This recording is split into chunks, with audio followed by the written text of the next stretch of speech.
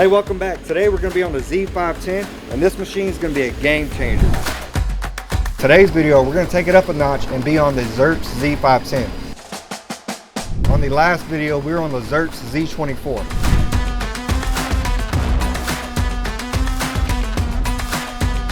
Now, that was the smaller surface grinder and the smallest in their lineup. And what's different about the Ziersch Z510 is that it has a bigger magnetic chuck. So not only can you grind longer parts, you can grind heavier parts. This machine is capable of grinding up to 2,200 pounds. And as heavy that is, with the airlift system, you're able to move that part with one finger. I mean, look at that. Look at that, look at that. So that's a 200-pound plate we're able to just move around with one finger.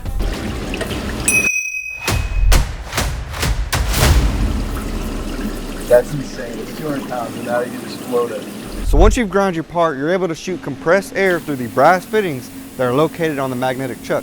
And what that's going to do is that's going to create an air cushion. That way you can move your part with just a slight touch of your finger. So once your magnet's off, the button to release your air is going to be located on the right-hand side of your energized button of your magnetic table. When the button is highlighted green, that's going to turn the air system on. Now I can go ahead and either turn this off manually or go ahead and just lock down my magnet and it'll turn off my airlift system. And instead of using one finger, now I've got to put some actual oomph into it to make sure that this part is moving. So the column that the grinding wheel is actually mounted to moves as one solid unit. Now, why is that important? Some machines, the wheel just travels by itself, and over time you can get what's called wheel drop, and that's going to affect your accuracy. With this type of setup, that column moves as one unit, so you can always increase your accuracy, especially when you're grinding all the way across your magnetic table. So I really like these Ziersch grinders. They're rigid, they're accurate, and they're cost effective. Companies like Schunk use Ziersch grinders on their vices, and that's how you know they're good. Those vices are super high-end and super accurate. Now, if you want to support free education, make sure you go ahead and reach out to us. We are the national distributors in the United States for Ziersch grinders. So the first thing I want to show you is that the control is the same as the Z24. Now, I love these machines because if you buy one, there's going to be very minimum training throughout a smaller machine to a bigger machine. The only thing that's really going to change is the size of your magnetic table and the size of your grinding wheel. So what's different about this control is that on top you have your automatic wheel balancer. So that means you don't have to balance the wheel off station and load it into the machine. You can load up your wheel, the press of a button is going to automatically balance it. So something I really like about these Ziersch grinders is that they're so easy to set up. If I wanted to set up my Y position, which is going to be the top of my workpiece, all I would do is bring that wheel down, barely touch that part, and I would teach it in, and that's going to give me a starting location. Now I'm going to take a skim cut, so I'm going to take about 1 thou to 2 thou off of this part just to make sure we get a good cleanup. We're going to be doing 2/10 per pass on our roughing cycle, then we're going to drop down to 1/10 per pass on our finishing cycle, and to make sure we have a nice clean cut, we're going to go ahead and do 5 spark out passes. Now what a spark out pass is essentially like a spring pass on a lathe. We're going to let that wheel relax and let that workpiece relax, and we're going to skim over the top of that back and forth to make sure everything kind of comes down together. That way you don't have any variation in your workpieces. And a little trick from Ziersch is how I learned to do it, is you want to take your dead man switch, and then with your thumb you can go ahead and rotate it down. That way you can have one hand on your wheel and you can rotate it. That way you know when it stops.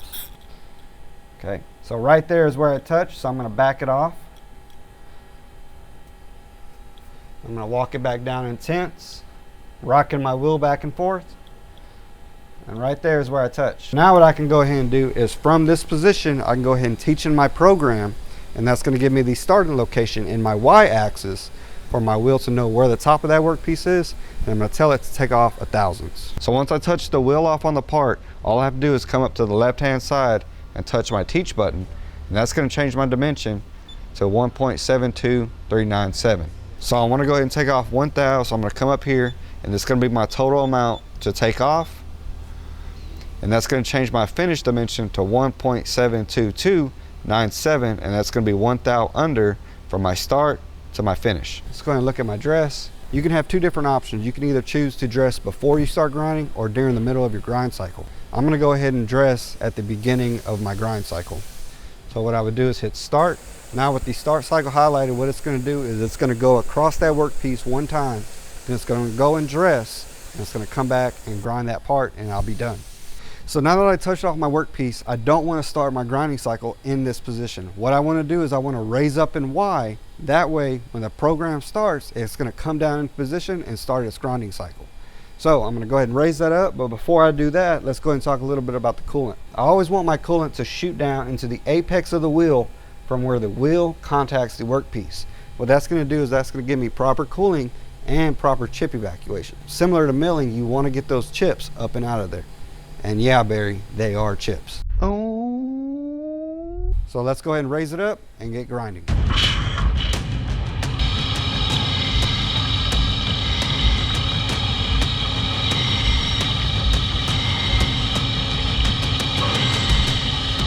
All right, so we're getting a pretty good grind, and I know that by watching my Sensitron. So every time that wheel is in contact with the workpiece, it's picking up the harmonics and it's showing on my Sensitron. So all these lines as they go up, that's going to be my Sensitron picking up the sound of the wheel connecting with the workpiece. Now, why is that important? Well, when I'm doing my spark out passes, I want to make sure that I'm no longer contacting that material and everything has settled into place and I'm getting a good consistent grind. All right, so we just finished with our first side. Let's make sure our finish looks good.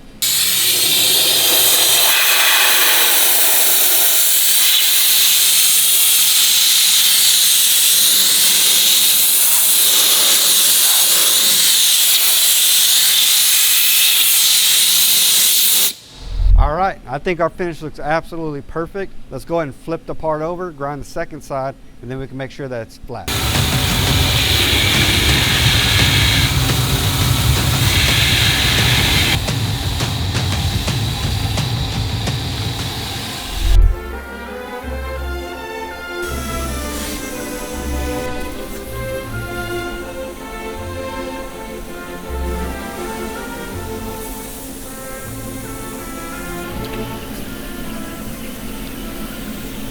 So the Z510 did a great job at grinding this 200-pound fixture plate for Barry.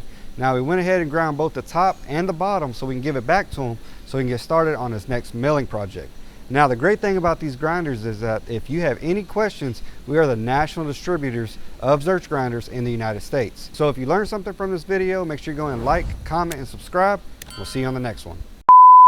Welcome back to the channel, guys. The last video we served you up some grinding.